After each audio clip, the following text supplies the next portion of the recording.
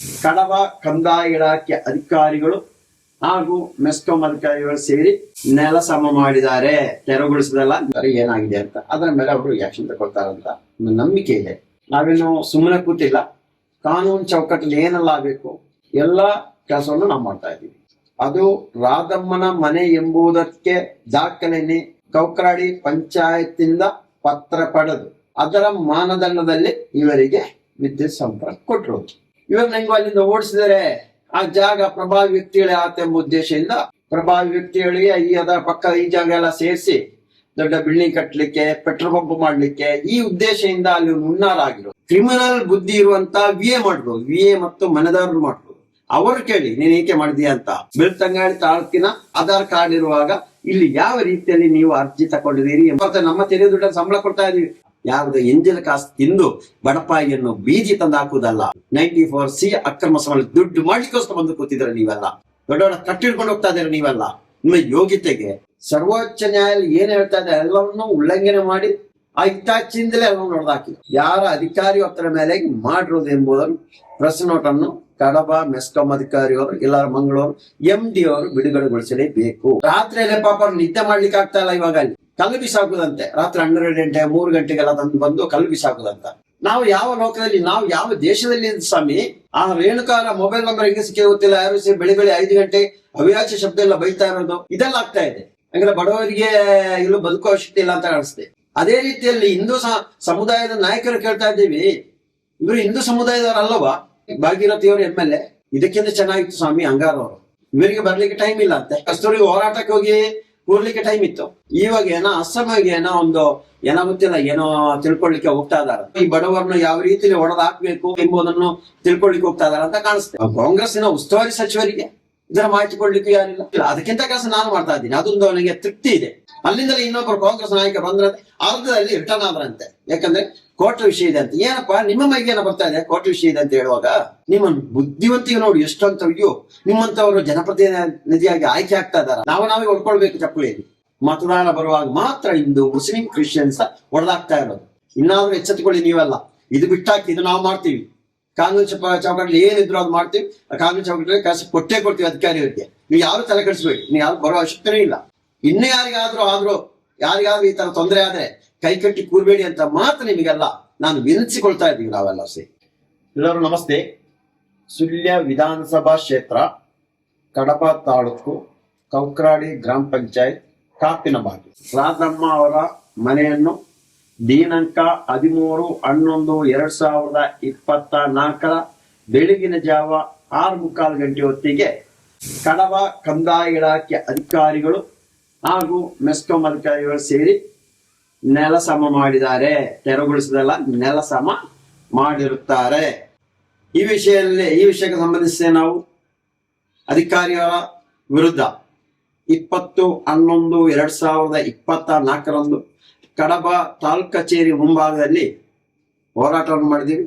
ಅವತ್ತು AC ಅವರೊಂದು ಮಾಹಿತಿ ಕೊಟ್ಟಿದ್ದಾರೆ. 1 ವಾರ ಒಳಗೆ ನಾನು ಅದನ್ನು ತನಿಖೆ ಮಾಡಿ ಕ್ರಮ ಹೇಳ್ತೀವಿ ಅಂತ. ನಿನ್ನೆ 27ನೇ ತಾರೀಕು, ಇವತ್ತು 28ನೇ ತಾರೀಕು. ನಿನ್ನೆ ಅವರಿಗೆ ಮಾಹಿತಿ ಕೇಳ್ತಾ ಇರುವಾಗ ಅವ್ರು ಹೇಳೋರು ಎಲ್ಲ ತಹಸೀಲ್ದಾರಿಗೆ ನಾನು ವರದಿ ಕೇಳಿದೆ, ಅದು ಬರಲಿ ಅಂತ ಹೇಳಿದ್ದಾರೆ. ಅದಕ್ಕೋಸ್ಕರ ನಾವು ಎಲ್ಲರೂ ವೇಟ್ ಮಾಡ್ತಾ ಇದ್ದೀವಿ. ಯಾವ ಆಧಾರ ಮೇಲೆ ಹೊಡೆದಾಕಿದ್ದಾರೆ ಎಲ್ಲವನ್ನೂ ಕೇಳಿದ್ದಾರೆ. ಆ ನಂತರ ನಮಗೆ ವರದಿ ಕೊಡ್ತಾರೆ ಏನಾಗಿದೆ ಅಂತ. ಅದರ ಮೇಲೆ ಅವರು ಆಕ್ಷನ್ ತಗೊಳ್ತಾರಂತ ಒಂದು ನಂಬಿಕೆ ಇದೆ. ಅದಕ್ಕೋಸ್ಕರ ನಾವು ವೇಟ್ ಮಾಡ್ತಾ ಇದ್ದೀವಿ. ಅದು ಅಲ್ಲದೆ ನಾವೇನು ಸುಮ್ಮನೆ ಕೂತಿಲ್ಲ. ಕಾನೂನು ಚೌಕಟ್ಟಲ್ಲಿ ಏನೆಲ್ಲ ಆಗಬೇಕು ಎಲ್ಲ ಕೆಲಸವನ್ನು ನಾವು ಮಾಡ್ತಾ ಇದ್ದೀವಿ.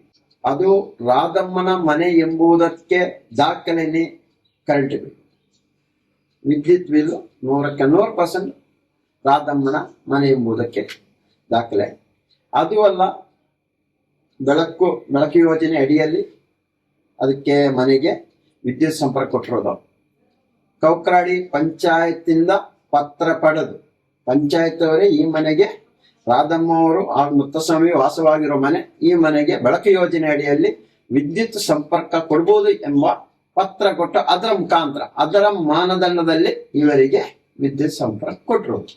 ಕಡಬ ತಹಸೀಲ್ದಾರ್ನವರು ಈ ಒಂದು ಮನೆಯನ್ನು ಕೆಡಬೇಕು, ಯಾವುದೋ ಒಂದು ಪ್ರಭಾವಿ ವ್ಯಕ್ತಿಗೋಸ್ಕರ ಬೇಕು. ಪ್ರಭಾವಿ ವ್ಯಕ್ತಿಗಳಿಗೆ ಅದರ ಪಕ್ಕ ಈ ಜಾಗ ಎಲ್ಲ ಸೇರಿಸಿ ದೊಡ್ಡ ಬಿಲ್ಡಿಂಗ್ ಕಟ್ಟಲಿಕ್ಕೆ, ಪೆಟ್ರೋಲ್ ಪಂಪ್ ಮಾಡ್ಲಿಕ್ಕೆ, ಈ ಉದ್ದೇಶದಿಂದ ಅಲ್ಲಿ ಹುನ್ನಾರ ಆಗಿರೋದು. ಬಡಪಾಯಿಯನ್ನು ಹೊಡೆದು ಬಿಡಿಸೋಣ, ಇವರನ್ನು ಕೇಳುವವರು ಯಾರಿಲ್ಲ, ಇವರ ರಾಜಕೀಯ ವ್ಯಕ್ತಿಗಳ ಸಂಪರ್ಕ ಇಲ್ಲ, ಇವರಿಗೆ ರಾಜಕೀಯ ವ್ಯಕ್ತಿಗಳಿಗೆ ಇವರ ಮುಖ ಕಾಣಿಸ್ತಾ ಇರೋದು ಮತದಾನ ಸಂದರ್ಭದಲ್ಲಿ ಮಾತ್ರ, ಅದಕ್ಕೋಸ್ಕರ ಇವರಲ್ಲಿ ಯಾರಿಲ್ಲ, ಇವ್ರನ್ನ ಹೆಂಗೋ ಅಲ್ಲಿಂದ ಓಡಿಸಿದರೆ ಆ ಜಾಗ ಪ್ರಭಾವಿ ವ್ಯಕ್ತಿಗಳೇ ಆತೆಂಬ ಉದ್ದೇಶದಿಂದ ಈ ಒಂದು ಹುನ್ನಾರ ಕಡಬ ತಾಲೂಕಿನ ಅಧಿಕಾರಿಯವರಿಗೆಲ್ಲರೂ ಸೇರಿ ನಡೆಸಿರೋದು. ಕಡಬ ತಹಸೀಲ್ದಾರರಿಗೂ ಹೊಡೆದು ಹಾಕಿದ 1ನೇ 2ನೇ ದಿನಕ್ಕೆ ಪ್ರಸರಣವನ್ನು ಬಿಡುಗಡೆ ಮಾಡಿದ್ದಾರೆ, ಪತ್ರಿಕಾ ಹೇಳಿಕೆಯನ್ನು ಕೊಟ್ಟಿದ್ದಾರೆ. ಅದೇ ರೀತಿಯಲ್ಲಿ ಕಡಬ ಮೆಸ್ಕಾಂ ಅಧಿಕಾರಿಗಳು ಕೇಳ್ತಾ ಇದ್ದೀವಿ, ನೀವು ಇದೇ ತರ ಏನಾಗಿರೋದಲ್ಲಿ ಯಾರ ಮನೆ ಹೊಡೆದಾಕಿರೋದು, ಆ ಮನೆ RR ನಂಬರು, ಆ ಮನೆಗೆ ಕರೆಂಟ್ ಕೊಡ್ಬೇಕಾದ್ರೆ ಇರುವ ಮಾನದಂಡ, ಅದು ಬೆಳಕು ಯೋಜನೆಯಲ್ಲಿ ಹೌದಾ ಅಲ್ವಾ, ಎಲ್ಲವನ್ನು ನೀವೊಂದು ಪತ್ರಿಕೆ ಹೇಳಿಕೆಯನ್ನು ಕೊಡಲೇಬೇಕು. ಇಲ್ಲ ನಾವಿನ್ನು MD ಹತ್ರ ಹೋಗ್ತೀವಿ ಮಂಗಳೂರು, ಅವ್ರ ಹತ್ರ ನೇರವಾಗಿ ಹೋಗಿ ಮಾತಾಡಿಸ್ತೀವಿ. ಇಲ್ಲ ಅವರೇ ಇವಾಗ ಯಾರು ರಾಧಮ್ಮನ ಮನೆ ಕಡೆವಿರೋದು ಅವರೇ ಹೋಗ್ತಾ ಇದ್ದಾರೆ. ಇವಾಗ ತಹಸೀಲ್ದಾರ್ ಹೇಳ್ತಾ ಇರೋದು ರೇಣುಕಾ ಮನೆ ಅಂತ. ರೇಣುಕಾ ಮನೆ ಅಲ್ಲಿ ರೇಣುಕಾನೂ ಇಲ್ಲ, ರೇಣುಕಾ ಮನೆಯೂ ಇಲ್ಲ. ರೇಣುಕಾ ಇರೋದು ಬಾಡಿಗೆ ಮನೆ, ಅವರ ಮಗಳು ಹೌದು, ರಾಧಮ್ಮನ ಮಗಳವರು. ಅದು ಅಲ್ಲದೆ ಅವರ Aadhaar card, ID card, voter ID ಎಲ್ಲ ಇರೋದು ಬೆಳ್ತಂಗಡಿ ತಾಲೂಕು ಸಿಬಾಜೆ. ತಹಸೀಲ್ದಾರ್ ಹೇಳೋ ಪ್ರಕಾರವಾಗಿ ಅವರು ಅರ್ಜಿ ಕೊಟ್ಟಿದ್ದಾರೆ. ಯಾವುದು ಅಕ್ರಮ ಸಕ್ರಮ ಅಲ್ಲ, 94C ಮನೆ ಕಟ್ಟಿ ಅರ್ಜಿ ಕೊಟ್ಟಿದ್ದಾರೆ ಅಂತ. ಅದೆಲ್ಲ ಮಾಡಿರೋದು ನಿಮ್ಮ VA ಸ್ವಾಮಿ, ಕ್ರಿಮಿನಲ್ ಬುದ್ಧಿ ಇರುವಂತ VA ಮಾಡಿರೋದು, VA ಮತ್ತು ಮನೆದಾರರು ಮಾಡಿರೋದು. ಅವರು ಕೇಳಿ ನೀನ್ ಏಕೆ ಮಾಡಿದೀಯ ಅಂತ ಆ ತಾತನ ಹತ್ರ, ಅಲ್ಲಿ ಅವರ ಹತ್ರ ನಿಮ್ಮ ಮನೆ ಹತ್ರ ನಿಂತಿರೋ ಫೋಟೋ ಅಂತೆಲ್ಲ ಫೋಟೋ ತೆಗೆಸಿ ಅರ್ಜಿ ತಗೊಂಡಿದಾರಲ್ಲ, ಅವರೇ ಕೇಳಿ. ಯಾರು ಕಡಬ ತಾಲೂಕು ಪಂಚಾಯತ್ ಅಲ್ಲಿ 94C ಅರ್ಜಿ ತಗೊಳ್ಳುವವರು ಅಧಿಕಾರಿಗಳ ವಿಚಾರಣೆ ಮಾಡಿ ಬೆಳ್ತಂಗಡಿ ತಾಲೂಕವರಿಗೆ ಇಲ್ಲಿ ಅರ್ಜಿ ತಗೊಳ್ಬಹುದಾ, ಬೆಳ್ತಂಗಡಿ ತಾಲೂಕಿನ ಆಧಾರ್ ಕಾರ್ಡ್ ಇರುವಾಗ ಇಲ್ಲಿ ಯಾವ ರೀತಿಯಲ್ಲಿ ನೀವು ಅರ್ಜಿ ತಗೊಂಡಿದ್ದೀರಿ ಎಂಬುದನ್ನು ನೀವು ಪ್ರಶ್ನೆ ಮಾಡಿ. ಅವರಿಗೆ ಯಾರ ಅಧಿಕಾರಿ ನೋಡಿ, ಅವ ಎಷ್ಟು ಎಂಜಲ್ ಕಾಸ್ತಿದ್ದ ನೋಡಿ. ಈ ಬಡವರನ್ನು ಬೀಡಿ ತಂದಾಕಳು ಎಷ್ಟು ಎಂಜಲ ಕಾಸ್ತಿದ್ದ ಅಂತ ಹೇಳಿ. ನಿನಗೆ ಎಂಜಲ ಕಾಸಲ್ಲಿ ಬೇಕಂದ್ರೆ ನಿನ್ನ ಹೆಂಡತಿ ಮಕ್ಕಳನ್ನ ಸಾಕ್ಲಿಕ್ಕೆ ನಿಮಗೆ ಯೋಗ್ಯತೆಗೆ ದುಡಿದ್ರೆ ಸಂಬಳ ಬರ್ತಾ ಇಲ್ವಾ? ಸುಮ್ಮನೆ ಕೊಡ್ತಾ ಇಲ್ಲ, ದುಡಿದ್ರೆ ಸಂಬಳ ಬರ್ತಾ, ನಮ್ಮ ತೆರಿಗೆ ದುಡ್ಡಲ್ಲಿ ಸಂಬಳ ಕೊಡ್ತಾ ಇದೀವಿ, ಅದಲ್ಲಿ ಬದುಕಿಲ್ ನೋಡಯ್ಯ ನೀವೆಲ್ಲ. ಯಾರ್ದು ಎಂಜಲ ಕಾಸು ತಿಂದು ಬಡಪಾಯಿಯನ್ನು ಬೀದಿ ತಂದು ಹಾಕುವುದಲ್ಲ. VA ಅವರೇ ಕೆಲಸ ಮಾಡುವ ಸ್ವಲ್ಪ ಅದು ನಿಯತ್ತಾಗಿ ಮಾಡಿ. 94C ಅಕ್ರಮ ಸಮಾನ ದುಡ್ಡು ಮಾಡ್ಲಿಕ್ಕೋಸ್ಕರ ಬಂದು ಕೂತಿದ್ರ ನೀವೆಲ್ಲ. ಎಲ್ಲಿಂದಲೋ ಬಂದು ಕೂರ್ತೀರಾ, ದೊಡ್ಡ ದೊಡ್ಡ ಕಟ್ಟಿಡ್ಕೊಂಡು ಹೋಗ್ತಾ ಇದ್ದೀರ ನೀವೆಲ್ಲ ನಿಮ್ಮ ಯೋಗ್ಯತೆಗೆ ಅಲ್ವಾ. ಮೆಸ್ಕಾಂ ಅಧಿಕಾರಿಯವರೇ, ನೀವು ಆದಷ್ಟು ಬೇಗ ಪ್ರೆಸ್ ನೋಟನ್ನು ಬಿಡುಗಡೆ ಮಾಡಲೇಬೇಕು. 2ನೇ ತಾರೀಕು ಮಂಗಳೂರಿಗೆ ಲೋಕಾಯುಕ್ತರು ಉಪಲೋಕಾಯುಕ್ತರು ಬರ್ತಾ ಇದ್ದಾರೆ. ನಾವು ಅಲ್ಲೂ ದೂರ ಕೊಡ್ತಾ ಇದೀವಿ. ಕಾನೂನು ಚೌಕಟ್ಟಲ್ಲಿ ಎಲ್ಲೆಲ್ಲ ಕೊಡ್ಬೇಕು ಎಲ್ಲವನ್ನೂ ಕೊಡ್ತಾ ಇದೀವಿ. ನೀವು ಯಾವುದೋ ಒಂದರಲ್ಲಿ ಬೇಕಾದ್ರೆ ಹೊರಗೆ ಬರ್ಬೋದು, ಆದ್ರೆ ಎಲ್ಲರೂ ಬರ್ಲಿಕ್ಕೆ ಆಗಲ್ಲ. ಅದರಿಂದ ಹೇಳ್ತಾ ಇದ್ದೀವಿ, ಈ ಮೂಲಕ ನಿಮ್ಮ ಪತ್ರಿಕೆ ಹೇಳಿಕೆ ಅದು ಇವತ್ತು ಆದಷ್ಟು 28, 29 ತಾರೀಕೆ ಬಿಡುಗಡೆ ಮಾಡ್ಬೇಕಂತ ಈ ಮೂಲಕ ನಾವು ಕೇಳ್ಕೊಳ್ತಾ ಇದೀವಿ. ನಾನು ಸೌಜನ್ಯ ಪ್ರಕರಣದಲ್ಲಿ ಮಹೇಶ್ ಅನ್ನೋದೊಂದಿಗೆ ಮಾತುಕತೆ ಮುಗಿಸಿ ಏನೋ ಒಂದು ಸ್ವಲ್ಪ ಕೆಲಸಗಾರಿ ಮಾಡ್ಬೇಕಿತ್ತು. ಅದಕ್ಕೋಸ್ಕರ ನಾನು ಊರಿಗೆ ಬಂದಿದ್ದೆ. ಬೆಳಿಗ್ಗೆ ಜಾವ ಪಾಪ ಅಳ್ತಾ ಫೋನ್ ಮಾಡ್ತಾ ಇದಾರೆ, ಮನೆ ಹೊಡಿತಾ ಇದಾರಂತ. ಅಂದ್ರೆ ಇವರಿಗೆ ಒಂದು ಹಕ್ಕುಪತ್ರ ಮಾಡಿಸಿದ್ರೆ ಹಿಂದೆ ನಾನು 2 ವರ್ಷದಿಂದ ಅವರೊಟ್ಟಿಗಿದ್ದೆ. ಇವ್ರು ನೀರು ಒಂದು ವ್ಯವಸ್ಥೆ ಮಾಡ್ಕೊಡ್ತಿರ್ಲಿಲ್ಲ. ಅಂದ್ರೆ ಈ ಪಂಚಾಯತ್ ಅವರೆಲ್ಲ ಸೇರಿ, ಪಂಚಾಯತ್ ಅವರಂದ್ರೆ ಅಲ್ಲಿ ಪಂಚಾಯತ್ ಇವಾಗ VA ಅಂತ ಎಲ್ಲ ಹೇಳ್ಬೋದು, VA ಮನೆದಾರರು ಇವರೆಲ್ಲ ಸೇರಿ ಇವರಿಗೆ ಒಂದು ನೀರಿನ ವ್ಯವಸ್ಥೆ ಕೊಡ್ಲಿಕ್ಕೆ ಆಗ್ತಾ ಇರಲಿಲ್ಲ. ಅಂತ ಒಂದು ಹೀನಾಯ ಪರಿಸ್ಥಿತಿಯಲ್ಲಿ ಇರುವಾಗ ಇವರೇ ಕೇಳಿದ ಮರಣದಂಡನೆಗೆ ರಾಷ್ಟ್ರಪತಿಗೆ ಪತ್ರ ಬರೆದಿರುವುದು, ಈ ತರ ಎಲ್ಲ ಕೆಲಸಗಳು ನಡೀತಾ ಇತ್ತು. ಅಂತ ಸಂದರ್ಭದಲ್ಲಿ ನಾನು ಅವರಿಗೊಂದು ಬೆನ್ನೆಲುಬಾಗಿ ನಿಂತಿದ್ದೆ. ನಾನು ಯಾರಿಲ್ಲ ಅಂತ ಹೇಳುವಾಗ ಇಂಥ ಸಂದರ್ಭದಲ್ಲಿ ನಾನು ಅಲ್ಲಿ ಊರಲ್ಲೇ ಇದ್ದೆ.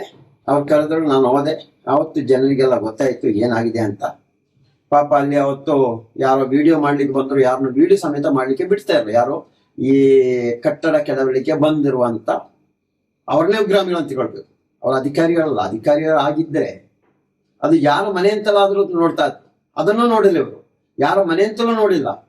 ಏಕಾಏಕಿ ಬಂದು ಮನೆಯಿಂದ ಎಳೆದು ಹೊರಗೆ ಹಾಕಿದರು. ಇಲ್ಲಾರೆ ಸರ್ವೋಚ್ಚ ನ್ಯಾಯಾಲಯ ಆದೇಶದಂತೆ 15 ದಿನ ಮುಂಚಿತವಾಗಿ ಒಂದು ಪತ್ರ ಅವರಿಗೆ ಲೆಟರ್ ಕೊಡ್ಬೇಕಿತ್ತು, ಸವಕಾಶ ನೋಟಿಸ್ ಕಳಿಸ್ಬೇಕಿತ್ತು. ಅದು ಅಲ್ಲದೆ ಆ ಮನೆಯನ್ನು ಕೆಡವಾಗ ವೃದ್ಧರು ಪರಿಶಿಷ್ಟ ಜಾತಿಯ ಸೇರು ಇವರಿಗೆ ಬದಲಿ ವಾಸನೆ ಮಾಡಬೇಕಿತ್ತು, ಇದನ್ನೂ ಮಾಡಿಲ್ಲ. ಅದು ಅಲ್ಲದೆ ಅವರಿಗೆ ಏನು ಬೆಲೆ ಬಾಳುವ ಸಾಮಗ್ರಿಗಳಿದೆ ಅದನ್ನೆಲ್ಲ ತೆಗೆಸೋದು ವ್ಯವಸ್ಥೆ ಆಗ್ಬೇಕಿದ್ದು, ಇದನ್ನು ಯಾವುದನ್ನು ಮಾಡಿಲ್ಲ. ಸರ್ವೋಚ್ಚ ನ್ಯಾಯಾಲಯ ಏನ್ ಹೇಳ್ತಾ ಇದೆ ಎಲ್ಲವನ್ನೂ ಉಲ್ಲಂಘನೆ ಮಾಡಿ ಆ ಹಿತಾಚಿಯಿಂದಲೇ ಎಲ್ಲವನ್ನು ಹೊಡೆದಾಕಿದ್ರು. ನೋಡಿದ್ರು ಅಲ್ಲಿ ನೀರು ಬಿಸಿ ಮಾಡುವಂತ ಒಂದು ದೊಡ್ಡ ಬಿಂದಿಗೆ ಇತ್ತು, ಅದನ್ನೆಲ್ಲ ಹಿತಾಚಿಯಲ್ಲಿ ಬುದ್ಧಿ ಹೊಡೆದ್ರು ಹೆಂಗೆ ಅಂತ. ಮಾನವೀಯತೆ ಎಂಬುದು ಇಲ್ಲವೇ ಇಲ್ಲ. ಅಲ್ಲಿಂದಲೇ ಹೇಳ್ತಾರೆ ನಾವು ಮಾನವೀಯತೆ ಇದೆ, ಮಾನವೀಯತೆ ಇದ್ದಕ್ಕೋಸ್ಕರ ಸಣ್ಣ ರಸ್ತೆ ಬದಿಯಲ್ಲಿ ಒಂದು ಸಣ್ಣ ಅಂಗಡಿ ಪ್ರಾರಂಭ ಮಾಡಿ ಅಂಗಡಿಯಲ್ಲಿ ನಾವು ವ್ಯಾಪಾರ ಮಾಡಿ ಭಕ್ಷ್ಯ ಪಾನೀಯನ್ನ ಮಾಡ್ಕೊಂಡಿದ್ರು, ಅದನ್ನು ಬಿಟ್ಟಿದ್ದೀನಿ ಅಂತ. ಇವರ ಬುದ್ಧಿವಂತಿಕೆ ಅದಲ್ಲ. ಆ ರಸ್ತೆ ಬದಿ ರಸ್ತೆ ಅಗಲ ಆಗ್ತಾ ಇದೆ, ಅಲ್ಲಿ ಮಾರ್ಕ್ ಮಾಡಿದ್ದಾರೆ, ಈ ರಸ್ತೆ ಅಗಲ ಆಗುವಾಗ ಈ ಶಾಪ್ ಅನ್ನು ತೇಯಿಸ್ತಾರೆ, ಮೊದಲು ಅದನ್ನು ತೇಯಿಸಿ ಓಡಿಸೋಣ. ಈ ಬುದ್ಧಿವಂತಿಕೆಯಲ್ಲಿ ಹೇಳ್ತಾ ಇರೋದು, ಅಲ್ಲಿ ಮಾನವೀಯತೆ ಇದೆ ಅಂತ ಹೇಳ್ತಾ ಇದ್ದಾರೆ. ಇವಾಗ ನಾನ್ ಕೇಳ್ತಾ ಇರೋದು ನೋಡಿ, ಕಡಬ ತರಿಸ್ತಾರೋ ಈ ಹೋರಾಟ ಆಗ್ತಾ ಇರುವಾಗ ಈ ಒಂದು ಸುದ್ದಿ ಜನರಿಗೆ ತಿಳಿಸ್ತಾ ಇರೋ ಹೊತ್ತಿಗೆ ಒಂದು ಪ್ರೆಸ್ ನೋಟ್ ಇಟ್ಟಿದ್ದಾರೆ. ನಮ್ ತಪ್ಪಿಲ್ಲ, ರೇಣುಕಾರ ಮನೆ ಕೋರ್ಟ್ ಆದೇಶ ಪ್ರಕಾರ ಅದನ್ನು ಹೊಡೆದಾಕಿರೋದಂತ. ಆ ನಂತರ ಹೇಳ್ತಾ ಇದಾರೆ ಇಲ್ಲ ಅದು ನಾವು ಹೋರಾಟಕ್ಕೆ ಅನುಮತಿ ಕೇಳ್ತಾ ಇರುವಾಗ ಹೇಳ್ತಾ ಇದ್ದಾರೆ ಅದು ಕೋರ್ಟ್ ಅಲ್ಲಿ ಇದೆ, ನಿಮ್ಗೆ ಇದು ಹೋರಾಟ ಮಾಡ್ಲಿಕ್ಕೆ ಆಗಲ್ಲ ಅಂತ. ಅವ್ರು ಹೊಡೆದಾಕ್ಲಿಕ್ಕೆ ಕೋರ್ಟ್ ಅಲ್ಲಿ ವಿಷಯ ತೊಂದರೆ ಇಲ್ಲ, ನಾವು ನ್ಯಾಯಕ್ಕೋಸ್ಕರ ಪ್ರತಿಭಟನೆ ಮಾತ್ರ ಮಾಡ್ಬಾರ್ದು. ಅದು ನಾವು ಪ್ರತಿಭಟನೆ ಮಾಡ್ಲಿಕ್ಕೆ ಕೇಳಿರೋದು ಯಾರು, ರಾಧಮ್ಮನ ಮನೆ ವಿಷಯ ಕೇಳಿದ್ರು, ರಾಧಮ್ಮನ ಮನೆ ಹೊಡೆದಾಕಿರೋದು. ಅಷ್ಟೊತ್ತಿಗೆ ಅದನ್ನ ರೇಣುಕಾ ಮನೆ ಅಂತ ಆಗ್ತಾ ಇದ್ದಾರೆ. ಯಾವ ಕಡೆಯಿಂದ ಬಂದಿರೋದು, ಎಲ್ಲಿಂದ ವಿದ್ಯೆ ಕಲಿತು ಬಂದಿರೋ ಗೊತ್ತಾಗ್ತಾ ಇಲ್ಲ. ಅದನ್ನ ಉಳಿದವ್ರು ಹೇಳ್ತಾ ಇದಾರಲ್ಲ ಎಲ್ಲಿ ವಿದ್ಯೆ ಕಲಿತು ಏನಂತ ನಾವು ಹೇಳುವ ಅವಶ್ಯಕತೆ ಇಲ್ಲ. ನಾನಿವಾಗ ಕೇಳ್ತಾ ಇದ್ದೀನಿ ನೋಡಿ, ಕಡಬ ತಹಸೀಲ್ದಾರ್ ಅವರು ಪ್ರೆಸ್ ನೋಟ್ ಅನ್ನು ರಿಲೀಸ್ ಮಾಡಿದ್ದಾರೆ. ಕಡಬ ಮೆಸ್ಕಾಂ ಅಧಿಕಾರಿ ಅವರು ಅದು ಯಾರ ಮನೆ, ಇವರ ನೋಟಿಸ್ ಅಲ್ಲಿ ಏನಂತ ಇತ್ತು, ಯಾರು ವಿದ್ಯುತ್ ಸಂಪರ್ಕವನ್ನು ಕಡಿತಗೊಳಿಸಲು ಹೇಳಿರುವುದು, ಯಾರ ಒತ್ತಡ ಮೇಲೆ ಆಗಿರುವುದು, ಯಾರ ಅಧಿಕಾರಿ ಒತ್ತಡ ಮೇಲೆ ಮಾಡಿರುವುದು ಎಂಬುದನ್ನು ಪ್ರೆಸ್ ನೋಟ್ ಅನ್ನು ಕಡಬ ಮೆಸ್ಕಾಂ ಅಧಿಕಾರಿಯವರು ಎಲ್ಲರ ಮಂಗಳೂರು MD ಅವರು ಬಿಡುಗಡೆಗೊಳಿಸಲೇಬೇಕು. MD ಅನ್ನು ಮಾತಾಡಿಸಿ ಹೋಗ್ತಾ ಇದ್ದೀವಿ, ಮಂಗಳೂರು MD ಅನ್ನು ಮಾತಾಡಿಸಿ ಹೋಗ್ತಾ ಇದೀವಿ, ಅದೊಂದು ಬಿಡುಗಡೆ ಬೇಕು. ಅದು ಅಲ್ಲದೆ ಯಾವ ರೀತಿಯಲ್ಲಿ ಬಡವರಿಗೆ ತೊಂದರೆ ಆಗ್ತದೆ ಅಂತ ಹೇಳಿದ್ರೆ, ರಾತ್ರಿಯಲ್ಲೇ ಪಾಪ ನಿದ್ದೆ ಮಾಡ್ಲಿಕ್ಕೆ ಆಗ್ತಾ ಇಲ್ಲ. ಇವಾಗ ಅಲ್ಲಿ ಕಲ್ಲು ಬಿಸಾಕುದಂತೆ, ರಾತ್ರಿ 12 ಗಂಟೆ 3 ಗಂಟೆಗೆಲ್ಲ ತಂದು ಬಂದು ಕಲ್ಲು ಬಿಸಾಕುದಂತ. ನಾವು ಯಾವ ಲೋಕದಲ್ಲಿ, ನಾವು ಯಾವ ದೇಶದಲ್ಲಿ ಸ್ವಾಮಿ? ಅವ ಎಲ್ಲ ದೊಡ್ಡವರಿಗೆನಾ? ಎಲ್ಲ ದೊಡ್ಡವರಿಗೆ ಕೆಲಸ ಇದು ಬದುಕಲಿಕ್ಕೆ ಇರುವಂತದ ಭಾರತ ದೇಶ? ಯಾವ ಮಟ್ಟಕ್ಕೆ ಹೋಗ್ತಾ ಇದೀವಿ ನೋಡಿ, ಕಲ್ಲು ಬಿಸಾಕ್ತಾ ಇರೋದು. ಆ ರೇಣುಕಾರ ಮೊಬೈಲ್ ನಂಬರ್ ಹೆಂಗೆ ಸಿಕ್ಕಿ ಗೊತ್ತಿಲ್ಲ, ಯಾರು ಬೆಳಿ 5 ಗಂಟೆ ಹವ್ಯಾಸ ಶಬ್ದ ಎಲ್ಲ ಬೈತಾ ಇರೋದು, ಇದೆಲ್ಲ ಆಗ್ತಾ ಇದೆ. ಅಂದ್ರೆ ಬಡವರಿಗೆ ಇಲ್ಲೂ ಬದುಕುವ ಅವಶ್ಯಕತೆ ಇಲ್ಲ ಅಂತ ಕಾಣಿಸ್ತೆ. ಅದೇ ರೀತಿಯಲ್ಲಿ ಹಿಂದೂ ಸಮುದಾಯದ ನಾಯಕರು ಕೇಳ್ತಾ ಇದ್ದೀವಿ, ಇವರು ಹಿಂದೂ ಸಮುದಾಯದವರಲ್ಲವಾ? ನೀವು ಎಷ್ಟು ಹಿಂದೂ ಸಮುದಾಯ ನಾಯಕರಲ್ಲಿ ಬಂದು ವಿಚಾರ ಮಾಡಿದಿರಾ ಏನಾಗಿದೆ ಅಂತ?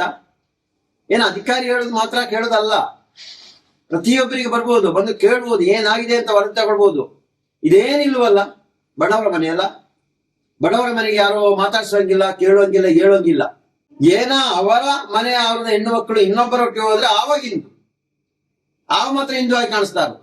ಆ ಹಿಂದೂ ಆಗಿರುವಂತ ಇವರ ಮನೆ ಹೊಡೆದಾಕಿರಕ್ಕೆ ಒಂದು ಮಾತು ಕೇಳಲಿಕ್ಕೆ ಯಾರಿಲ್ಲ ನೋಡಿ. ನಾಯಕರು ಬಿಟ್ಟಾಕಿ ಇವಾಗ ನಮಗೆ ನಮ್ಮ ಪ್ರಕಾರವಾಗಿ ಸುಳ್ಯ ವಿಧಾನಸಭಾ ಕ್ಷೇತ್ರಕ್ಕೆ ಇವಾಗ ಭಾಗೀರಥಿಯವರು MLA ಇವರಿಗಿಂತ ಚೆನ್ನಾಗಿತ್ತು ಅಂತ ಕಾಣಿಸ್ತಾ ಅಂಗಾರವರು. ನಾವ್ ಹೇಳ್ತೀವಿ ಇವ್ ಅಂಗಾರ ಸರಿ ಇಲ್ಲ ಅಂತ, ಇದಕ್ಕಿಂತ ಚೆನ್ನಾಗಿತ್ತು ಸ್ವಾಮಿ ಅಂಗಾರವರು. ಇವರಿಗೆ ಬರ್ಲಿಕ್ಕೆ ಟೈಮ್ ಇಲ್ಲ ಅಂತೆ. ಗುಂಡೆಯಲ್ಲಿ ಕಸ್ತೂರಿ ಹೋರಾಟಕ್ಕೆ ಹೋಗಿ ಕೂರ್ಲಿಕ್ಕೆ ಟೈಮ್ ಇತ್ತು. ಅವರ ಪರ್ಸನಲ್ ವಿಷಯ, ಪರ್ಸನಲ್ ಪ್ರೋಗ್ರಾಮ್ ಎಲ್ಲ ಮಾಡ್ಲಿಕ್ಕೆ ಟೈಮ್ ಇದೆ. ಇದಕ್ಕೆ ಬರಕ್ಕೆ ಹುಷಾರಿಲ್ಲ. ಕಡಬ ತಾಲೂಕು ಕಚೇರಿ ಬರ್ಲಿಕ್ಕೆ ಟೈಮ್ ಇದೆ, ಮಂಗಳೂರಿಗೆ ಹೋಗ್ಲಿಕ್ಕೆ ಟೈಮ್ ಇದೆ. ಇವಾಗ ಏನೋ ಅಸಮಿಗೆ ಏನೋ ಒಂದು ಏನೋ ಗೊತ್ತಿಲ್ಲ, ಏನೋ ತಿಳ್ಕೊಳ್ಲಿಕ್ಕೆ ಹೋಗ್ತಾ ಇದಾರಂತ. ಏನ್ ವಿಷಯ ಅಂತ ಗೊತ್ತಿಲ್ಲ. ಇನ್ನೂ ಏನಾದ್ರೂ ಈ ಬಡವರನ್ನ ಯಾವ ರೀತಿಯಲ್ಲಿ ಹೊಡೆದು ಹಾಕ್ಬೇಕು, ಇವರ ಹತ್ರ ಯಾವ ರೀತಿ ಹೋಗಬಾರ್ದು, ಹೋಗದೇ ಇದ್ರೆ ನಾನು ಯಾವ ರೀತಿಯಲ್ಲಿ ಪಬ್ಲಿಕ್ ನಿಲ್ಬಹುದು ಎಂಬುದನ್ನು ತಿಳ್ಕೊಳ್ಲಿಕ್ಕೆ ಹೋಗ್ತಾ ಇದಾರೆ ಅಂತ ಕಾಣಿಸ್ತೆ ಅಲ್ವಾ? ಒಬ್ರು ನಾಯಕರು, BJP ಆಗ್ಲಿ ಕಾಂಗ್ರೆಸ್ ಆಗ್ಲಿ ಯಾರೊಬ್ರು ಬಂದಿಲ್ಲ. ಕೌಕ್ರಾಳಿ ಗ್ರಾಮ ಪಂಚಾಯತ್ ಅಧ್ಯಕ್ಷರು ಹಾಗೂ PDO ಅವ್ರು ಬಂದ್ರು, PDO ಹೊಡೆದವತ್ತು ಬಂದ್ರು, PDO ಆದಷ್ಟು ಹೇಳಿದ್ರು ಬೇಡ ಅದು ಉಳಿಬೇಡಿ ಬಡವರದ್ದು ಅಂತ ಎಲ್ಲ ಕೇಳಿ ಯಾವ್ದು ಕೇಳಿಲ್ಲ. ಅಂದ್ರೆ ದುಡ್ಡು ಬಂತಲ್ಲ, ದುಡ್ಡಿಗೆ ಲೆಕ್ಕ ತೋರಿಸ್ಬೇಕಲ್ಲ, ನಾನ್ ಮಾಡ್ರ ಕೆಲಸ ಏನಂತ ಎಂಜಲ್ ಕಾಸಿಗೆ ಲೆಕ್ಕ ಕೊಡ್ಬೇಕಲ್ಲ. ಇಲ್ಲ ಅವ್ರು ಬಿಡ್ತಾರ, ಅವರಲ್ಲಿ ಆ ಪೋಸ್ಟಲ್ಲಿ ಕೂರ್ಸಲಿಗೆ ಬಿಡ್ತಾರ, ಅಲ್ಲಿಂದ ಎತ್ತನ ಮಾಡ್ತಾ ಇರ್ತಾನೆ. ಅದಕ್ಕೋಸ್ಕರ ಅದೊಂದು ಮಾಡಿದ್ದಾರೆ. ಅವ್ರು ಹೇಳಿದಂತೆ ಬೇಡ ಅಂತ ಕೇಳಿಲ್ಲ. ಈ ರೀತಿ ಹೊಡೆದಾಕ ನಮ್ಮ ಮನೆಯ ವಿಷಯವನ್ನು ತಿಳ್ಕೊಳ್ಳಿಕ್ಕೆ ಯಾರು ಇಲ್ಲ. ಅದು ಅಲ್ಲ, ನಮ್ಮ ಕಾಂಗ್ರೆಸ್ಸಿನ ಉಸ್ತುವಾರಿ ಸಚಿವರಿಗೆ ಇದರ ಮಾಹಿತಿ ಕೊಡ್ಲಿಕ್ಕೆ ಯಾರಿಲ್ಲ. ಗ್ರೂಪ್ ಇದೆ, ಬೇಜಾನ ಕಾಂಗ್ರೆಸ್ ಅವ್ರದ್ದು ಗ್ರೂಪ್ ಇದೆ. ನಾನು ಗ್ರೂಪ್ ಅಲ್ಲಿ ಇದ್ದೀನಿ, ನಾನು ಅದಕ್ಕೆ ಮಾಹಿತಿ ಹಾಕಿದ್ದೀನಿ. ಯಾರೊಬ್ಬರು ಇಲ್ಲ, ಅದಕ್ಕಿಂತ ಕೆಲಸ ನಾನು ಮಾಡ್ತಾ ಇದ್ದೀನಿ. ಅದೊಂದು ನನಗೆ ತೃಪ್ತಿ ಇದೆ. ನಿಮಗಿಂತ ಎಲ್ಲದಕ್ಕಿಂತ ಕೆಲಸ ನಾನೇ ಮಾಡ್ತಾ ಇದ್ದೀನಿ. ಇವರಿಗೆಲ್ಲ ಮಾತಾಡಿಸೋ ಎಲ್ಲರ ನಂಬರ್ ನನ್ನ ಹತ್ರ ಇದೆ, ನಾನು ಮಾತಾಡಿಸ್ತಾ ಇದ್ದೀನಿ. ಆದ್ರೆ ಒಬ್ಬರೊಬ್ರು ನಾಯಕರು ಬಂದದ್ದು ಮಾತಾಡಿಸೋದು, ಇಲ್ಲ ಅವ್ರಿಗೆ ಕರೆ ಮಾಡಿ ಈ ತರ ಆಗಿದೆ ಅಂತ ಕೇಳೋದು, ಇಲ್ಲಿ ಏನಾಗಿದೆ ಅಂತ ಕೇಳೋದು, ತಿಳ್ಕೊಳ್ಳೋದು, ಇದು ಯಾವುದೂ ಇಲ್ವಲ್ಲ ನಿಮ್ಮ ಹತ್ರ. ಅಲ್ಲಿಂದಲೇ ಇನ್ನೊಬ್ಬರು ಕಾಂಗ್ರೆಸ್ ನಾಯಕರು ಬಂದ್ರಂತೆ, ಅರ್ಧದಲ್ಲಿ ರಿಟರ್ನ್ ಆದ್ರಂತೆ. ಯಾಕಂದ್ರೆ ಕೋರ್ಟ್ ವಿಷಯ ಇದೆ ಅಂತ. ಏನಪ್ಪಾ ನಿಮ್ಮ ಮೈಗೆ ಏನೋ ಬರ್ತಾ ಇದೆ ಕೋರ್ಟ್ ವಿಷಯ ಇದೆ ಅಂತ ಹೇಳುವಾಗ? ನಿಮ್ಮ ಮೈಗೆ ಏನಾದ್ರು ಬರ್ತಾ ಇದೆಯಾ? ನಿಮ್ಮ ಬುದ್ಧಿವಂತಿಗೆ ನೋಡಿ ಎಷ್ಟಂತ ಇದೆಯೋ. ನಿಮ್ಮಂತವರು ಜನಪ್ರತಿನಿಧಿಯಾಗಿ ಆಯ್ಕೆ ಆಗ್ತಾ ಇದಾರ? ನಾವೇ ಹೊಡ್ಕೊಳ್ಬೇಕು ಚಪ್ಪಲಿಯಲ್ಲಿ, ಅಂತ ಪರಿಸ್ಥಿತಿ ಬಂದಿದ್ದೀವಿ. ಇದು ಬಡವರ ವಿಷಯ. ಇವರು ಹಿಂದೂ ಅಲ್ಲ, ಇವರು ಅನ್ಯ ದೇಶದ ಯಾವುದೋ ಜಾತಿಯಲ್ಲಿ ಅವರು ಬಂದು ಬಿದ್ದಿರೋದು ಅಲ್ವಾ? ಮತದಾನ ಬರುವಾಗ ಮಾತ್ರ ಹಿಂದೂ, ಮುಸ್ಲಿಂ, ಕ್ರಿಶ್ಚಿಯನ್ಸ್ ಹೊಡೆದಾಗ್ತಾ ಇರೋದು. ಇನ್ನಾದ್ರೂ ಎಚ್ಚೆತ್ತುಕೊಳ್ಳಿ ನೀವೆಲ್ಲ. ಇದು ಬಿಟ್ಟಾಕಿ, ಇದು ನಾವು ಮಾಡ್ತೀವಿ. ಕಾನೂನು ಚೌಕಟ್ಟಲ್ಲಿ ಏನಿದ್ರು ಅದು ಮಾಡ್ತೀವಿ. ಕಾನೂನು ಚೌಕಟ್ಟಲ್ಲಿ ಕೆಲಸ ಕೊಡ್ತೀವಿ ಅಧಿಕಾರಿಗಳಿಗೆ. ನೀವು ಯಾರು ತಲೆ ಕೆಡಿಸ್ಬೇಡಿ, ನೀವು ಯಾರು ಬರೋ ಅವಶ್ಯಕತೆನೇ ಇಲ್ಲ. ಇನ್ನೂ ಯಾರಿಗಾದ್ರೂ ಈ ತರ ತೊಂದರೆ ಆದ್ರೆ ಕೈ ಕಟ್ಟಿ ಕೂರ್ಬೇಡಿ ಅಂತ ಮಾತ್ರ ನಿಮಗೆಲ್ಲ ನಾನು ವಿನಂತಿಸಿಕೊಳ್ತಾ ಇದ್ದೀವಿ ನಾವೆಲ್ಲ ಸೇರಿ.